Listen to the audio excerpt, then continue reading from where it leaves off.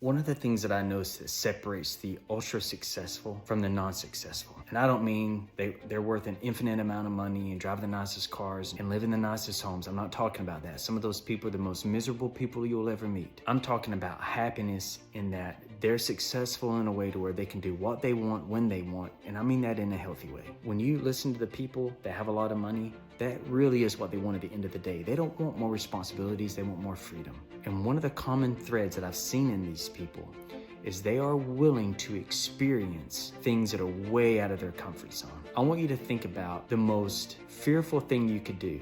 And I don't mean bungee jumping, standing at the highest point. And I don't mean, an episode of Fear Factor where you're tied up, put in a coffin, and put into a large body of water, or you let spiders crawl over you. I'm not talking about that kind of thing. I'm talking about a career move or a decision, or maybe going to another country or going on some kind of adventure, and it scares you to do it. The people that I've found to be the most successful, they are afraid, but they're willing to go through it anyway. The experience is going to bring wide ranges of emotions. Now, these people, when they go and do these extravagant things that are outside their comfort zone, it's the emotional toil that it takes on us. And they're afraid of being stretched emotionally, but they do it anyway because they know that it's pertinent for personal growth. You cannot grow if you're not being stretched. And when we're stretched, we're going through a lot of different emotions. And you might say, well, they have no fear. Yeah, they do have fear. They do it anyway. And that's the definition of courage. You want to be successful, you want to be happy, you want to be able to do the things that you want to do when you want to do them,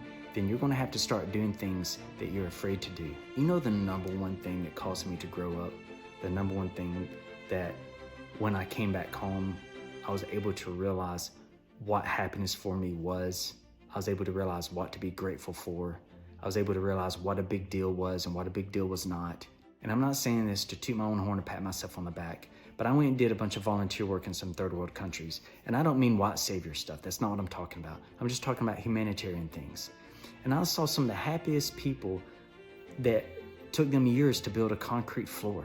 They were in their 50s, could just now afford electricity, and they had one bulb dangling from wires from the roof.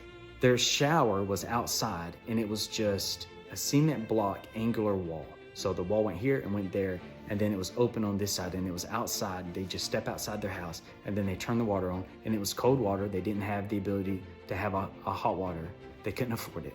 And they were happy, and they were singing songs, and there was laughter coming out of that house. That's been 3 months during the summers because when I was a college student, I would do it, and then I was a professor for a while, and I would spend my summers doing it. But that was the number one thing that made me grow up. It was the number one thing that made me kind of self-aware of what do I want, and whose opinions actually matter, and what brings me happiness.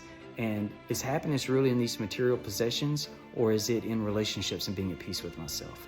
And being in those places forced me to do that. But that's me, that's my journey, that's not you, okay? Your way of doing that might be completely different, but figure out what it is and go for it. Just give it a shot. What's the worst that's gonna happen?